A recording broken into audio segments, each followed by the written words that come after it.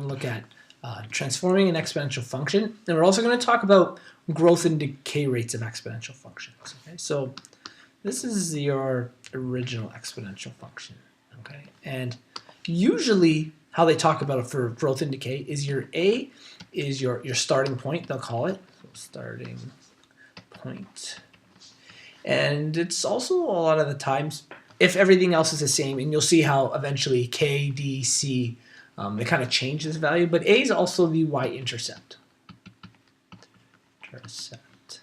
Okay, so it's also the y-intercept, assuming that, assuming K is 1, so this is like assuming K equals 1, D is 0, and C, right? Yeah, and C is 0. So assuming those things are the same, A is your y-intercept. Okay?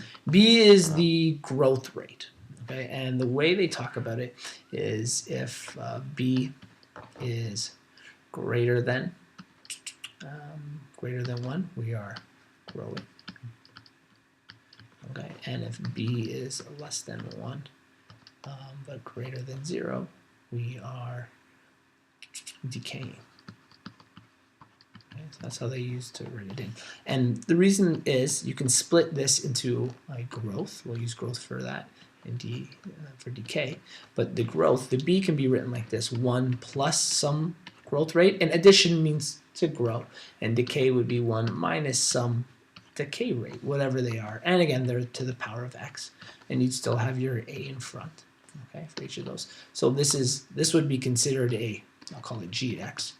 This would be considered your growth rate, and this would be considered your, we'll call it D at, it's a D, T at x.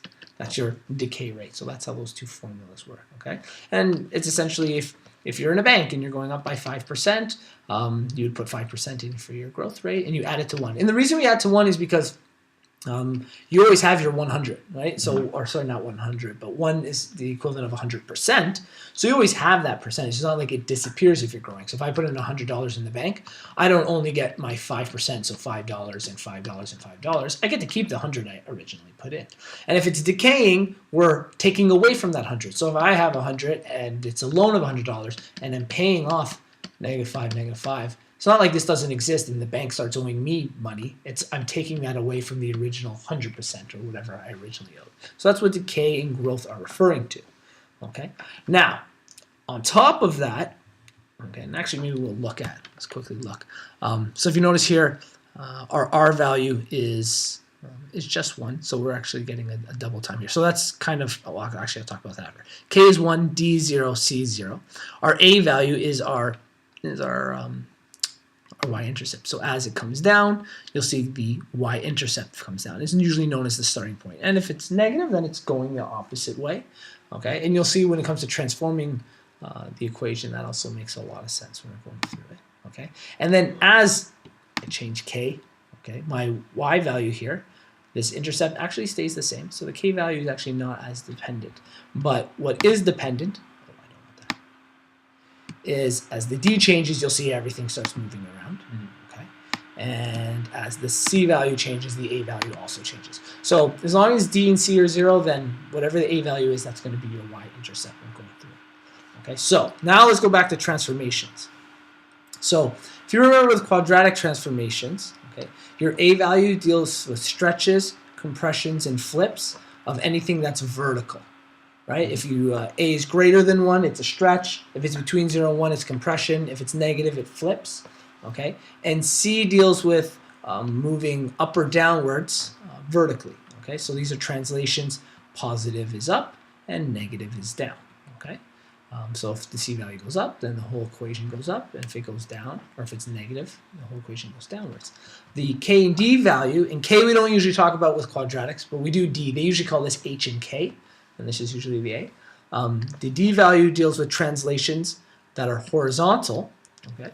The only difference is we go to the left when the entire value is positive, and we go to the right when it's negative. So it's kind of counterintuitive. Like the opposite of what you think. Yeah. And then this deals with stretches, compressions, and flips also, but in a horizontal manner. Okay. And they're kind of the opposite. If K is between 0 and 1, it's considered a stretch. If it's greater than 1, it's compression. And if it's negative, it flips on that axis. Okay, so we'll kind of take a look at what that looks like.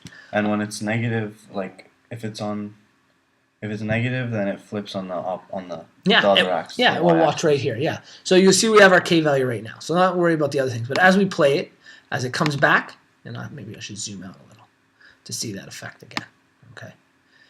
We'll start at our 10. Okay. So it's very, very steep. It's a very, very horizontally compressed right now. And as it comes down between 0 and 1, we'll stop it quickly. Now it's becoming, this is where they call it stretching. And as it stretches and it passes over to a negative value, it flips. So on that y-axis, it is flipped. It's been flipped the other way. And the same concept happens with, with the a value. Instead of flipping the x, or the k flips on the y-axis. This one, when it becomes negative, you'll see it's going to flip downwards when we get to a negative. Goes down. I did it really quickly there. It flips on the x-axis. Okay, so that's what those two concepts do. And then D just moves it. Now it's hard to see as an exponential, but it's actually moving to the left. I'm going to move this y-intercept away. Think of it like the whole thing is moving over to the other side. Okay, and oh, sorry, that was K.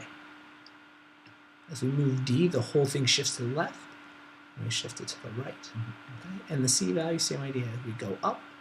When we go down, it just goes up and down with it. So that's exactly what those things do. And you can write little notes along with it. And then the rate is something different. This talks about decay and growth, but all those other things affect it. Normally when we talk about growth and decay, we don't talk about a D value, a C value, a K value. Those are usually not included. Those are usually 0, C is 0, and K is usually 1 in those instances, and then growth and decay, we focus on just the rate here, and again, the starting value, whatever that A is, okay? So